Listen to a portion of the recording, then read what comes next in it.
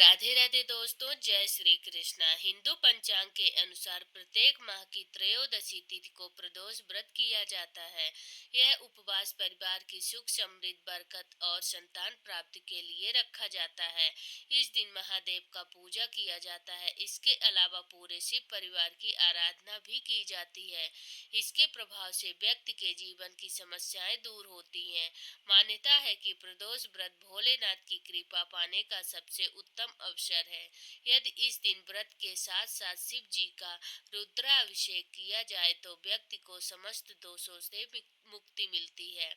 वर्तमान में ज्येष्ठ माह जारी है और इस महीने में 24 मई 2025 को प्रदोष व्रत रखा जा रहा है। हालांकि यह महीने का आखिरी प्रदोष व्रत होगा। इस दिन शनिवार होने के कारण यह शनि प्रदोष व्रत होगा। ऐसे में प्रदोष व्रत पर भोलेनाथ के मंत्रों के जाप के अलावा आप शनि महाराज की पूजा भी कर सकते हैं। इससे महादेव और शनि देव की कृपा प्राप्त होगी। आइए जानते हैं शनि प्रदोष व्रत कथा और मंत्रों का उच्चारण। प्रचलित पौराणिक कथाओं के अनुसार एक समय की बात है, अंबापुर गांव में एक ब्राह्मणी निवास करती थी। उसके पति का स्वर्गवास हो गया था, जिस वजह से वो भिक्षा मांगकर अपना जीवन यापन करती थी। एक दिन जब वह भिक्षा मांगकर लौट रही थी तो उसे दो नन्हे बालक दुखी अवस्था में मिले। उन्हें देखकर वह काफी परेशान हो गई थी।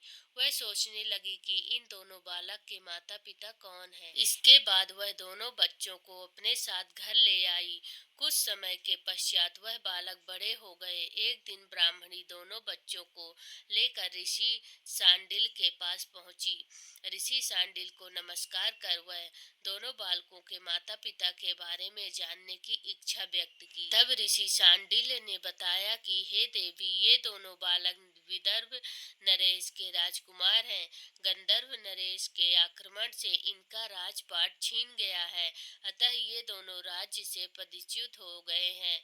यह सुनकर ब्राह्मणी ने कहा कि हे ऋषिवर, ऐसा कोई उपाय बताएं कि इनका राजपाट वापस मिल जाए। जिस पर ऋषि शांडिल्य ने बताया कि उन्हें प्रदोष व्रत करने के लिए कहा जाए। इसके बाद ब्राह्मणी और दोनों राजकुमारों ने प्रदोष व्रत का पालन भाव के साथ किया। फिर उन दोनों विदर्भ नरेश के बड़े राजकुमार की मुलाकात अंशुमति से हुई। दोनों विवाह करने के लिए राजी हो गए। यह जान अंशुमति के पिता ने गंधर्व नरेश के विरुद्ध युद्ध में राजकुमारों की सहायता की, जिससे राजकुमारों को युद्ध में विजय प्राप्त हुई। प्रदोष व्रत के पुण्य प्रताप से उन राजकुमारों को उनका राजपाट फिर से मिल गया। इससे खुश होकर उन राजकुमारों ने ब्राह्मणी को दरबार में खास स्थान प्रदान किया, जिससे ब्राह्मणी की गरीबी दूर हो गई और वह खुशी खुशी अपना जीवन व्यतीत करने लगी।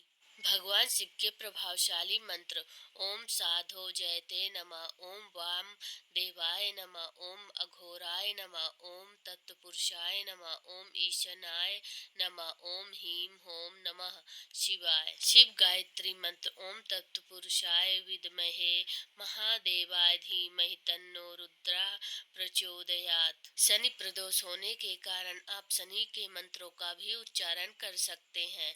शनि गायत्री मंत्र ओम शनिश्चराय विद्महे छाया पुत्राय धीमहि।